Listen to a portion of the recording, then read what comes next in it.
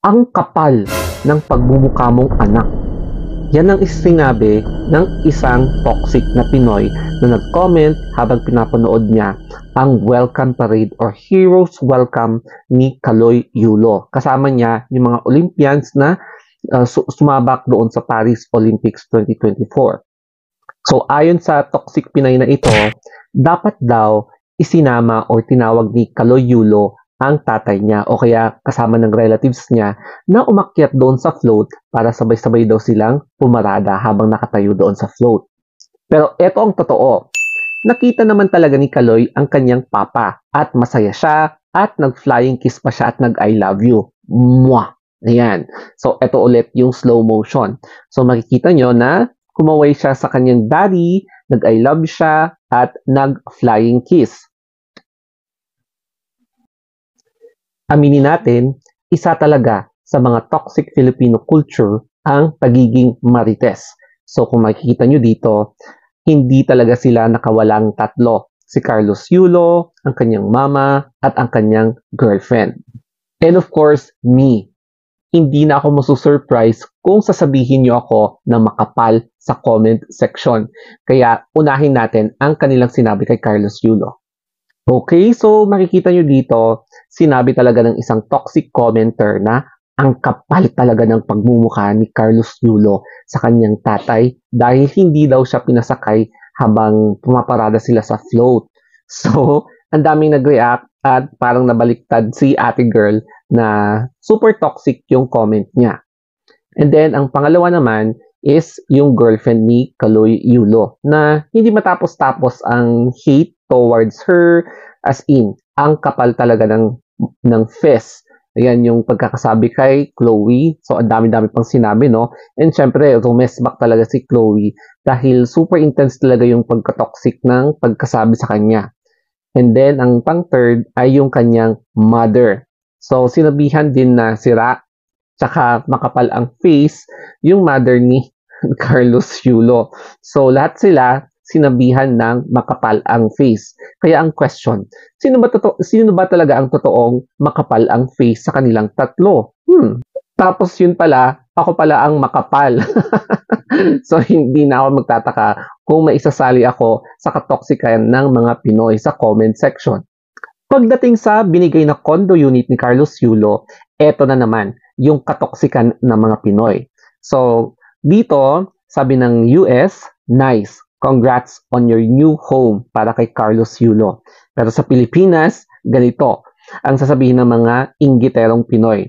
So, aanhin mo naman ang magandang bahay kung hindi mo naman kasama ang pamilya mo. Mas pipiliin ko na lang na tumira sa barong-barong basta buo kami. O, di ba? Ganong level na katoksikan. So, eto nga pala yung parang glimpse ng itsura ng binigay ng Mega World Corporation na worth to 34 million pesos na condo unit, 3-bed condo unit para kay Carlos Yulo and meron pa siyang with furniture. So fully furnished siya and hindi pinakita dito yung garage or yung free parking lot na provided din ng Mega World para lamang kay Golden Boy. Bakit hindi na lang tayo maging masaya para kay Carlos Yulo? Kasi na-overshadow talaga yung drama instead na i-celebrate natin yung pagkapanalo niya. So, biruin mo, Olympics yon, 2 gold. So, dapat talaga na i-celebrate natin yung pagkapanalo niya and hindi dapat siyang pagsabihan na makapal ang mukha at hindi daw pinapapunta ang tatay niya doon sa float parade. Yun bang nakakalungkot na example ng Pinoy toxic culture?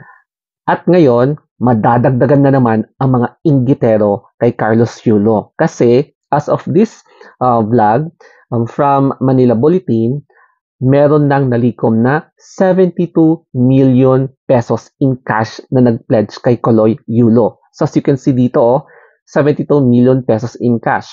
So 20 million from President, yung presidente natin, 20M under RA 10699, 14M from House of Representatives, tapos 5 million from Chavit Singson, 5M from Arena Plus, 3M from Bounty Fresh, tapos 2M from Manila LGU kasi taga Manila si Carlos Yulo. Excuse me. Tapos 1 million worth of products from SM Retail Department Stores. 100K worth of furniture from Apollo, and then fully furnished a 3-bedroom condominium from Mega World na worth 32M and additional 3 million pesos in cash. So correction, 34 yung nasabi ko, 32M pala. And then may 3 million pesos in cash. Tapos, eto yung mga iba pa. Lifetime free buffet from Vikings. Lifetime free food and drinks from Tipsy Pig. Free franchise from Macchiatos. So, may business na siya. Lifetime free pizza from Pizza Hut. Lifetime free ice cream from Dairy Cream. Lifetime access from Viva Max. Pero I'm not sure kung maitutupad pa rin ito kasi may balita ako na niretract ng Viva Max. And then, free wedding performance from Moonstar 88, lifetime ambulance transport from Lifeline, tapos lifetime 2 PM2 from Mang Inasal.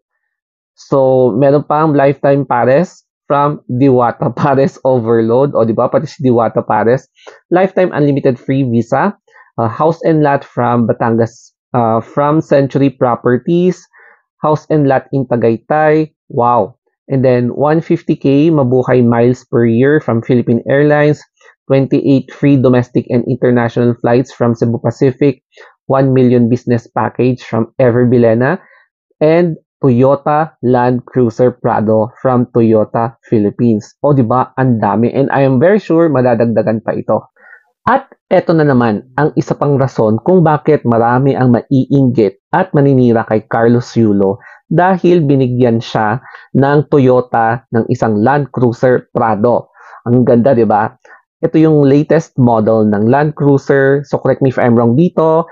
And binansagang legendary Carlos Yulo ng Toyota, si Carlos Yulo mismo. Kasi nga, di ba, once in a lifetime tayo magkaroon ng athlete na decorated talaga na nag-uwi ng 2 gold medals. So, deserve talaga niya dito, pero hindi mo talaga may iwasan na may maninira na naman sa kanya na aanhin mo ang magandang kotse kung yung mga ganun na kataga, kung hindi na naman kayo magkakasama ng buong pamilya mo. So, di ba, hindi talaga mawawala ang toxic Filipino culture.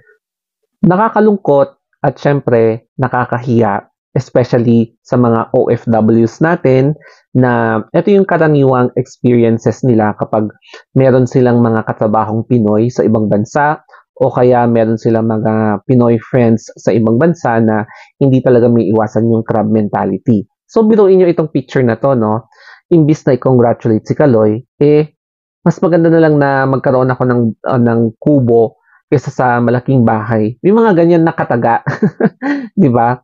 Toxic Filipino culture. So, kapag may na-encounter kayong mga katoksikan, layuan nyo na lang.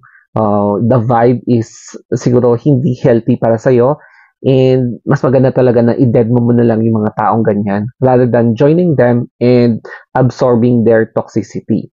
So, I hope na may natutunan kayo dito sa video na ito. And syempre, don't forget to follow me sa Instagram account ko, The Story of Anthony. And syempre, you can also do the same sa YouTube, Facebook, TikTok, Threads, and Twitter. So that's all guys. Thank you and have a wonderful day.